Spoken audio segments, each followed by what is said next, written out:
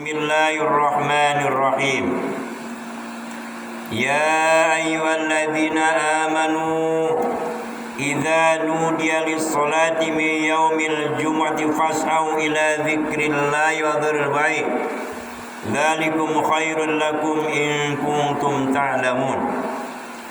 Wa qala an-nabiy sallallahu alaihi wasallam, man roha fi sa'atil ula faka'annama qarraba badanatan, wa man roha fi sa'atil thaniyah faka'annama qarraba baqaratan, wa man roha fi sa'atil thalithah faka'annama qarraba kabshan, wa man roha fi sa'atil rabi'ah faka'annama qarraba dajajatan, wa man roha fi sa'atil khamisah faka'annama qarraba baydatan. Shadaqallahul azim wa shadaqa rasul karim wa nahnu ala dzalika minasyahidin wa syakirin. Alhamdulillahi rabbil alamin. Hadirin sidang jemaah Jumat yang dimuliakan oleh Allah Subhanahu wa taala. Hari Jumat ini merupakan hari yang paling istimewa, hari yang paling mulia. Oleh karenanya Allah Subhanahu wa taala menyeru dalam surah Al-Jumu'ah, menyeru kepada orang-orang yang beriman untuk segera mendatangi masjid-masjid ketika azan sudah dikumandangkan. Allah Subhanahu wa taala mengingatkan kepada kita, kepada orang-orang yang beriman, dan alhamdulillah kita termasuk orang-orang yang beriman. Allah nyatakan, Allah perintahkan, ya ayyuhalladzina amanu, wahai orang-orang yang beriman, idza nudiya lis-salati min yaumil jumu'ati, apabila dipanggil, dikumandangkan azan untuk melaksanakan salat Jumat, fas'au ila dzikrillah, maka bersegeralah. Fas'au ila dzikrillah, maka bersegeralah untuk memenuhi panggilan Allah SWT, untuk bersegera berzikir kepada Allah SWT, bersegera mendatangi masjid-masjid terdekat untuk melaksanakan sholat Jumat. Fas'au ila dzikrillah wadarul bai', dan tinggalkanlah jual beli. Dzalikum khairul lakum in kuntum ta'lamun.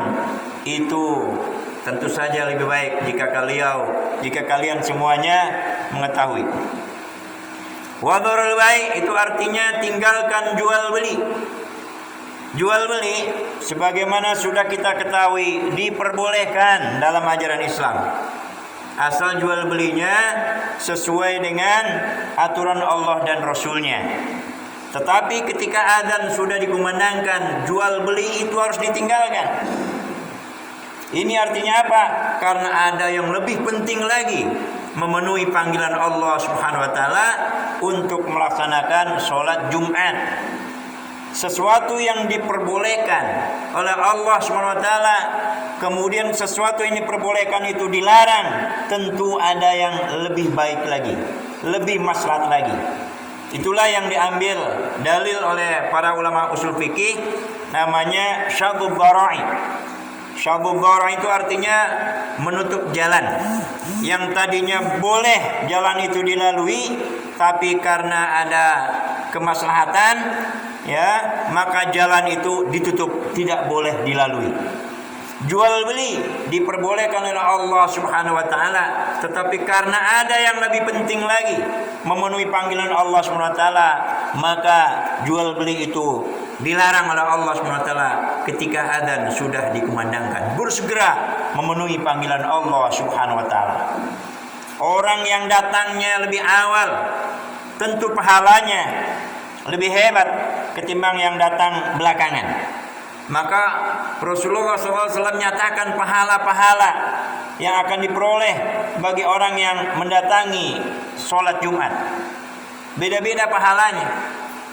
Rasulullah SAW menyatakan, man roha fi sa'atil ula, barang siapa yang mendatangi masjid untuk melaksanakan sholat Jumat pada kelompok yang pertama, pada gelombang yang pertama, pada golongan yang pertama, faka'annama qarraba badanatan, maka ia seperti berkorban seekor onta. Wa man roha fi saati tsaniyah, barang siapa yang datang pada gelombang yang kedua, kelompok yang kedua, maka faka'annama qarraba baqaratan, maka ia seperti berkorban seekor sapi. Wa man roha fi saati tsalitsah, barang siapa yang datang pada gelombang ketiga, kelompok ketiga, waktu yang ketiga datangnya, faka'annama qarraba kabshan, maka ia seperti berkorban seekor kambing. Wa man roha fi saati rabi'ah, barang siapa yang datangnya pada kelompok yang keempat, faka'annama qarraba dajajatan, maka ia seperti berkorban seekor ayam. Wa man roha fi sa'atil khamisah, dan barang siapa yang datang pada gelombang yang kelima, waktu yang kelima, kelompok yang kelima datangnya, faka'annama qarraba baydatan, maka ia seperti berkorban satu ekor telur, sebutir telur. Dan di dalam hadis yang lain Rasulullah SAW menyatakan, malaikat akan menunggu di pintu-pintu masjid. Tergantung banyak pintu masjid yang dilalui oleh jamaah.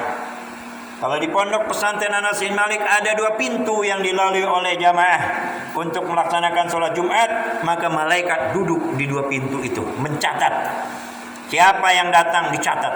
Siapa yang datang di kelompok pertama, kelompok kedua, kelompok ketiga, kelompok keempat, dicatat oleh malaikat. Kemudian malaikat berhenti mencatat orang-orang yang datang ke masjid untuk melaksanakan Jumat ketika khatib sudah naik mimbar. Jadi ketika ustadz tadi naik mimbar, si khatib tadi naik mimbar, kemudian ada jamaah yang masuk, tidak dicatat oleh malaikat, karena malaikat menutup buku catatannya, dan malaikat pun ikut hadir, ikut duduk mendengarkan si khatib yang berkhutbah. Ini nggak main-main. Hadirin sidang jamaah Jumat yang dimuliakan oleh Allah Subhanahu wa taala, yang hadir pada waktu sholat Jumat ini, yang mendengarkan pada waktu khutbah Jumat disampaikan oleh sang khatib, tidak hanya jamaah manusia, tapi jamaah malaikat juga ikut hadir di tengah-tengah kita. Oleh karenanya malu kita kalau main-main ketika mendengarkan khutbah. Malu kalau kita ngantuk ketika dengarkan khutbah, karena malaikat pun ikut dengarkan khutbah. Hadirin sidang jamaah Jumat yang dimuliakan oleh Allah Subhanahu wa taala, melihat pahala yang begitu besar yang dijanjikan oleh Rasulullah SAW, maka seyogianya kita semua jangan sampai terlambat melaksanakan sholat Jumat. Jangan sampai kita datang ke masjid ketika si khatib sudah naik mimbar. Karena ketika khatib sudah naik mimbar, jamaah datang ke masjid untuk melaksanakan sholat Jumat, maka tidak dicatat oleh malaikat sebagai untuk mendapatkan pahala.